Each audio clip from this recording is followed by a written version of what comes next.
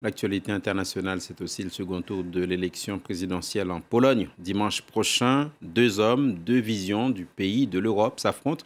D'un côté, Andrzej Duda, le président sortant soutenu par les ultra-conservateurs au pouvoir. De l'autre, le maire libéral de Varsovie, Rafał Trzaskowski. Bonjour, Gulliver Craig, correspondant de France 24.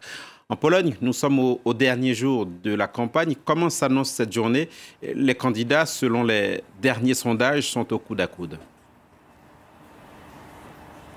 Oui, absolument au coude à coude. Dans cet entre-deux tours, c'était vraiment, selon les sondages, un jour Duda mène, le lendemain, M. Trzaskowski mène, mais toujours avec un écart qui est bien à l'intérieur de la marge d'erreur. Un sondage publié hier soir donnait tout de même un avantage à M. Duda de 3 points, mais un autre sondage publié le même jour mettait toujours l'écart entre les deux hommes à moins d'1 point.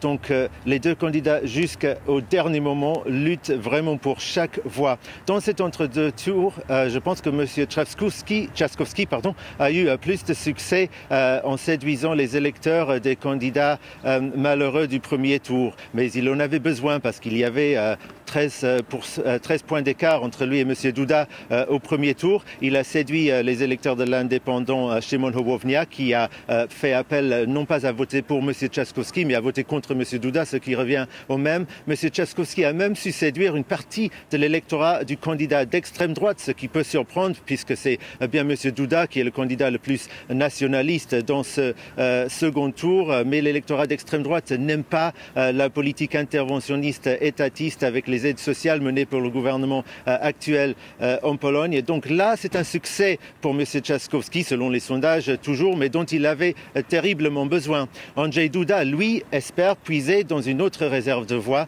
les seniors n'ayant pas voté au premier tour par peur du coronavirus. Hier, Jarosław Kaczyński, le leader du parti au pouvoir, le PiS, a donné un entretien fleuve à la télévision ultra-catholique TV Trwam, très regardée par les seniors, en les appelant à aller voter. Il a dit « ce n'est pas plus dangereux qu'à aller faire ses courses » et pourtant le danger posé éventuellement par une victoire des libéraux dans cette présidentielle pour les valeurs traditionnelles en Pologne est bien plus importante.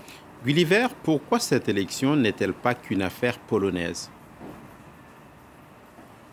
Alors toujours dans cet entretien, on peut voir l'attitude qu'a Jarosław Kaczyński, qui est l'homme qui détient le vrai pouvoir en Pologne, a envers ses voisins en Europe et notamment envers l'Allemagne. Il a accusé l'opposition de vouloir faire de la Pologne une sorte d'annexe à l'Allemagne. Il a aussi accusé les médias privés en Pologne, dont une assez grande partie sont partiellement contrôlés par une entreprise allemande, de vouloir choisir le président parce qu'ils ont eu une couverture négative sur Andrzej Duda sur certains points. Ce sont des propos qui font vraiment froid dans le dos des journalistes en Pologne et je pense aussi à Bruxelles parce qu'on soupçonne Jarosław Kaczyński de vouloir faire comme ce qu'a fait Viktor Orban en Hongrie, après avoir pris le contrôle des médias d'État qu'il a transformés en autant d'organes de propagande, s'en prendre aussi aux médias privés et les mettre sous son contrôle. Ça, c'est l'un aspect de la dérive autoritaire, si vous voulez, qui inquiète beaucoup à Bruxelles avec ce gouvernement polonais. Si M. Duda est élu, ce sera encore la même chose. Il n'y aura aucun frein avant les prochaines législatives en 2023 à ce que veut faire M. Kaczyński. M. Trzaskowski, en revanche, promet de réparer les relations avec l'Union européenne et de bloquer toute législation qui ne serait pas conforme aux normes démocratiques de l'Union. Merci, Gulliver Craig, à Varsovie.